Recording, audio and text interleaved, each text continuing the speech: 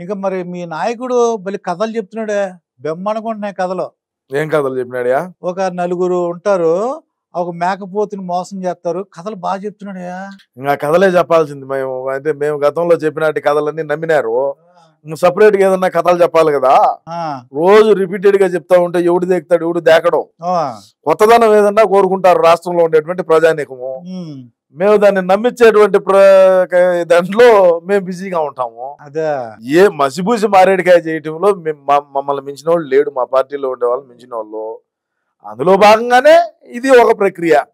ఎప్పుడు చూసినా అది చెప్తారండి. ఆ ఈనాడు, ఆ ఏబిఎన్, ఆ టీవీ5 నాయుడు ఎప్పుడు చూసినా అదే చెప్తాడేంటన్నా అర్థం అవ్వదు నాకు. అన్న అదే ఎందుకు చెప్తాడు అంటే వాటినే ఎక్కువ చూస్తారు రాష్ట్రంలో ఉండేటువంటి ప్రజానీకం అంతా కూడా.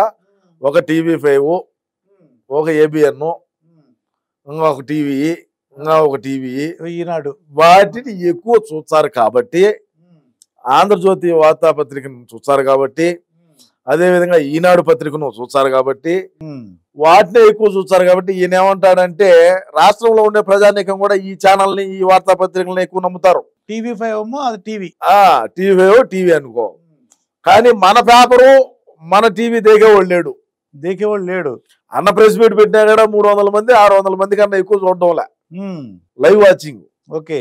ఈ టీవీ ఈ ఛానల్ ఈయన అన్న చెప్పే ఛానల్ ఏమంటే వాళ్ళు బ్రహ్మాండమైనటువంటి వ్యూవర్షిప్ దూసుకొని పోతాము వాళ్ళు ఉన్నారు.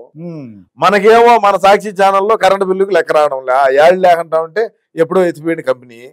ఏం ఎత్తిపోవాల్సిన కర్మే ఉండదులే, మన దగ్గర ఏం లెక్కలు లేనాటియా, మన దగ్గర లేని లెక్కలాగినా ఎత్తిపోయేదే కాదు. కాకంటావును ఉంటే బాగుండు, మాది కూడా చూడండి అని చెప్పే దాంట్లో ఆయన ప్రమోట్ చేసుకుంటాడు అనమాట. మరి చివరిగా జగనన్నకి ఏమైనా సలహాలు ఇస్తావా, లేకపోతే ఏమైనా అంతర్జాతీయ ప్రధాన కార్యదర్శి జగనన్న ఏ ప్రెస్ మీట్, జగనన్న ప్రస్తుతం పెట్టేటువంటి ప్రెస్ మీట్లు 2019 నుంచి 24 వరకు మనం అధికారంలో ఉన్నప్పుడు ప్రెస్ మీట్లు పెట్టి మంత్రులకు, శాసనసభ్యులకు, ఎమ్మెల్సీలకు వాళ్ళకు కొద్దిగా సమయం ఇచ్చి కింద గ్రౌండ్ లో రాష్ట్ర ప్రజానీకం ఏమనుకుంటున్నారు అనేది మనం ఒకసారి ఈనుంటే మనకి ఈరోజు ఈ గతి పట్టి ఉండదు. అదేవిధంగా ప్రజల్లోకి ప్రస్తుతం మనం ఎట్టబోతున్నాం సాధారణమైనటువంటి వ్యక్తిగానే పోతున్నాం. ఏదో మనకు యాజ్ పర్ ప్రోటోకాల్ ఏదో కొద్దిగా ఉండదు కాబట్టి ఆ సెక్యూరిటీ పెట్టుకొని పోతున్నాం.